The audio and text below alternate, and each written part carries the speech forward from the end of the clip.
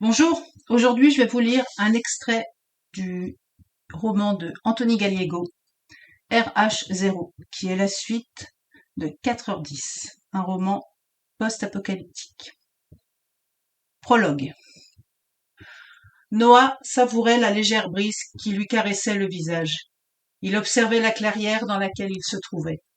L'air était frais, le sol luxuriant. Il se pencha et caressa les pousses vertes. Il humait l'air ambiant. Il adorait cette odeur, celle de la nature. Un mélange de fraîcheur comme de la menthe qui venait d'être coupée avec l'effluve de l'écorce d'un vieil arbre. Il se redressa et marcha quelques pas. Il avait l'impression de voler tellement son corps était léger. Il tourna lentement sur lui-même. La prairie semblait s'étendre à perte de vue. Il entendit un subtil bruit, leva le regard vers le ciel. Il aperçut alors des oiseaux par dizaines. Noah les observa. Ils volaient tous dans la même direction, en faisant parfois un petit crochet, mais ils revenaient toujours dans l'axe de leur itinéraire initial, comme s'ils suivaient une voie toute tracée. Pour lui, rien ne représentait mieux le symbole de la liberté qu'un oiseau en plein ciel. Il reprit sa marche en suivant le même trajet que ses compagnons volants. À une dizaine de pas se trouvait un arbre, perché tout en haut d'une petite colline, seul au milieu de toute cette nappe verte qui s'étendait tel un océan. Effectivement, c'est un océan de verdure. L'arbre faisait plusieurs mètres de hauteur, magnifique avec ses branches tombantes qui touchaient le sol. Noah s'approcha lentement. Le soleil était haut dans le ciel et chauffait son corps. Un peu d'ombre ne lui ferait pas de mal. Il était au pied de la colline. Il lui fallait grimper une bonne distance pour arriver au sommet et enfin se retrouver sous l'ombre bienfaitrice de l'arbre.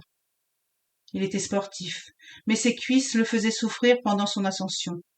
Des gouttes de transpiration perlaient sur son front. Il les essuya du dos de la main et continua lentement pour enfin arriver sur le plateau. Il se retourna et observa la prairie. Vue de sa hauteur, l'herbe n'était plus aussi luxuriante. Elle semblait terne. Noah reprit sa respiration et se dirigea vers l'arbre. Le tronc mesurait plusieurs mètres de circonférence. Il n'en avait jamais vu d'aussi gros. Les branches tombantes lui caressaient le visage. Il ne savait plus comment s'appelait cette espèce, mais il savait qu'il l'aimait. Je crois qu'elle l'aime aussi. Il fit le tour du tronc et vit une jeune femme. Elle était assise sur un carré de pelouse. Le sol était vert, des rhizomes partaient dans toutes les directions. Mais au-delà des quelques mètres carrés où elle se trouvait, le reste était de la terre battue. Il s'approcha d'elle, son visage lui rappelait quelqu'un. Ses pupilles vertes, d'une rare intensité, le subjuguèrent. Il regarda autour de lui, mais elle était seule. Il ne comprenait pas ce qu'elle faisait ici. Elle se tourna vers lui et lui fit le plus beau des sourires avec ses fossettes. Je la connais. Elle l'invita à s'asseoir à ses côtés. Il s'approcha sans aucune crainte et s'installa juste à côté d'elle, sur l'herbe. Les rhizomes semblèrent s'écarter pour lui faire de la place. Il observa au loin et vit que la prairie était maintenant presque marron et complètement desséchée. Son regard se porta de nouveau sur la jeune femme. Il vit un grain de beauté en haut de son cou. Son cœur se mit à battre plus fort. Je veux me rappeler.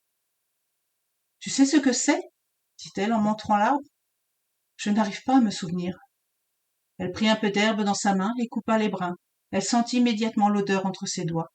Puis les lui fit sentir à son tour. Tu adores cette odeur. Je sais. Noah, tu ne dois pas oublier qui tu es. Il sentit son cœur battre encore plus fort et regarda la prairie qui avait disparu. À la place se trouvaient des murs suintants d'humidité. Il ferma les yeux. Il se trouvait encore en présence de la jeune femme. Il tenta de soulever ses mains, mais ses bras étaient tellement lourds.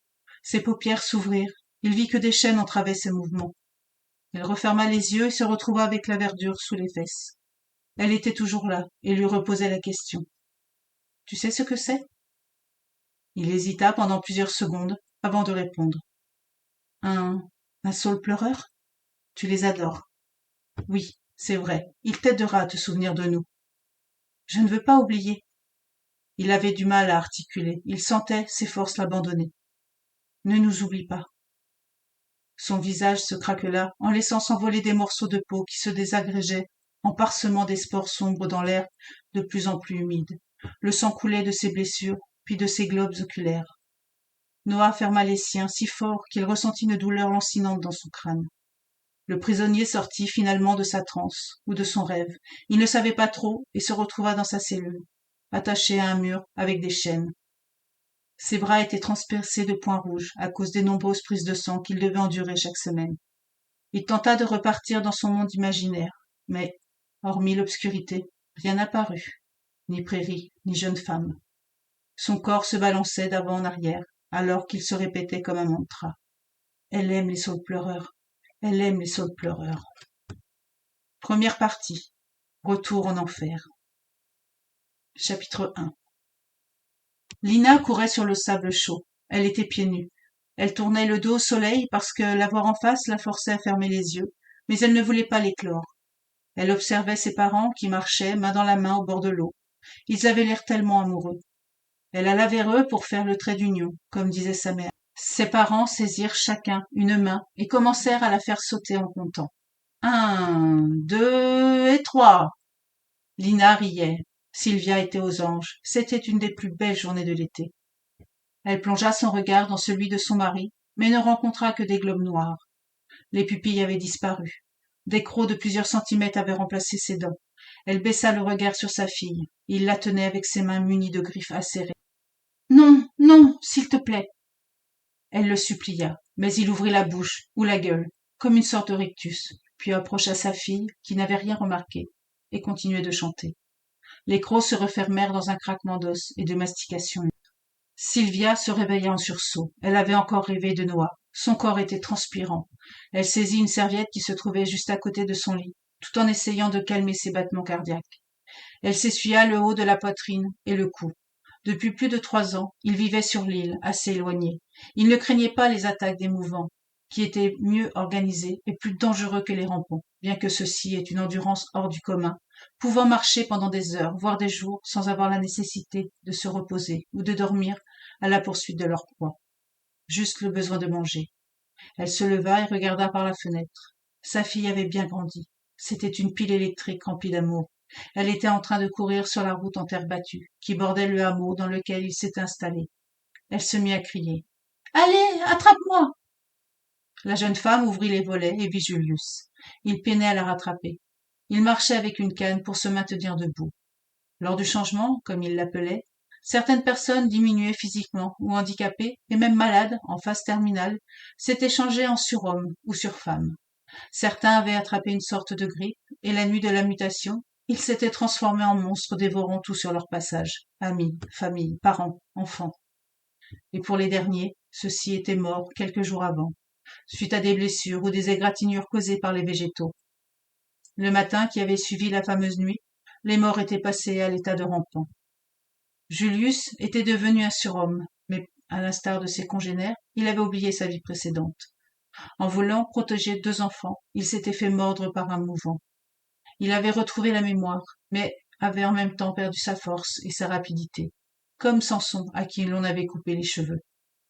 La jeune femme se frotta le visage lorsqu'elle entendit crier de nouveau Lina. « Elle est réveillée! Maman est réveillée !» Elle se mit à courir, manquant de renverser Julius, qui se trouvait sur son passage. Le jeune homme se rattrapa de justesse pour ne pas s'étaler sur le sol poussiéreux. Il leva les yeux et vit que Sylvia fronça déjà les sourcils en regardant sa fille. Mais lorsqu'il capta son regard, il lui fit un léger signe de tête, lui demandant de ne rien dire. Sylvia lui fit un sourire, puis recula pour retrouver Lina dans la salle à manger. Le professeur Zakharov se trouvait lui aussi dans la pièce. Il testait les différents traitements qu'ils avaient tenté de mettre en place pour que Julius retrouve sa force. Quelques semaines plus tôt, après plusieurs essais infructueux, il avait enfin réussi à faire revivre la moelle épinière du jeune homme pour qu'il puisse se tenir debout. Il n'avait pas encore retrouvé toutes ses capacités, mais le vieil homme pensait qu'ils étaient sur la bonne voie. « Bonjour, professeur, » dit Sylvia d'une voix endormie. « Maman !» « Elle est pleine d'énergie dès le matin, » répondit le professeur en regardant l'heure, « et il n'est que 9h15. »« Oh oui, » répondait Sylvia en se faisant un café presque transparent.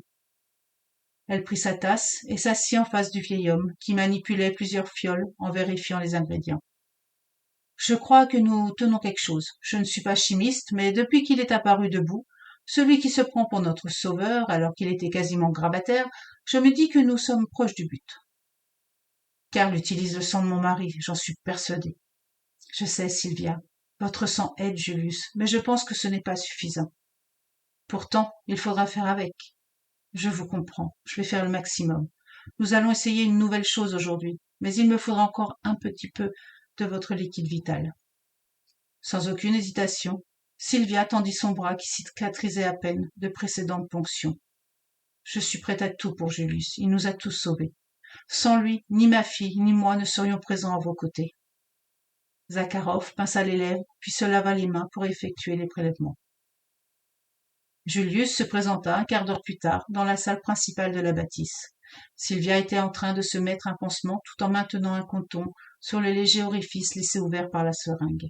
« Je suis sincèrement désolée, Sylvia, dit-il. « Ne t'inquiète pas, c'est un réel plaisir, répondit-elle en souriant.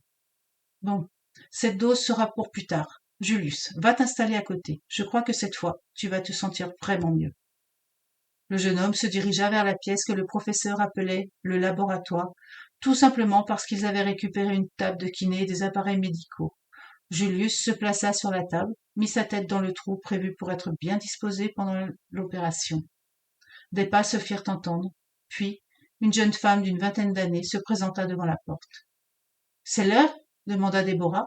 « Oui, nous allons le sangler.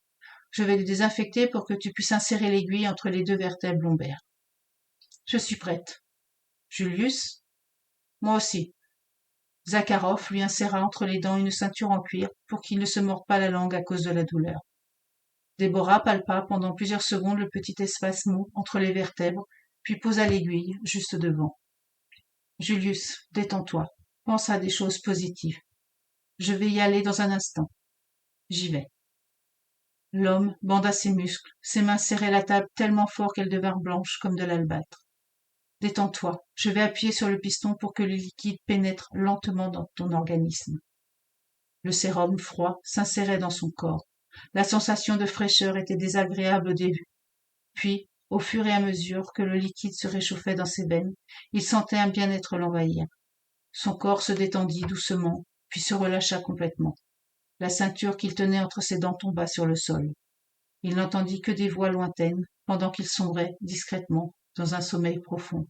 « Julius, reste avec nous. » Voilà pour cet extrait. J'espère qu'il vous a donné envie de découvrir la suite. En tous les cas, moi, je vous le conseille. Si vous n'avez pas lu le 1, faites-le. Je vous dis à très bientôt. Au revoir.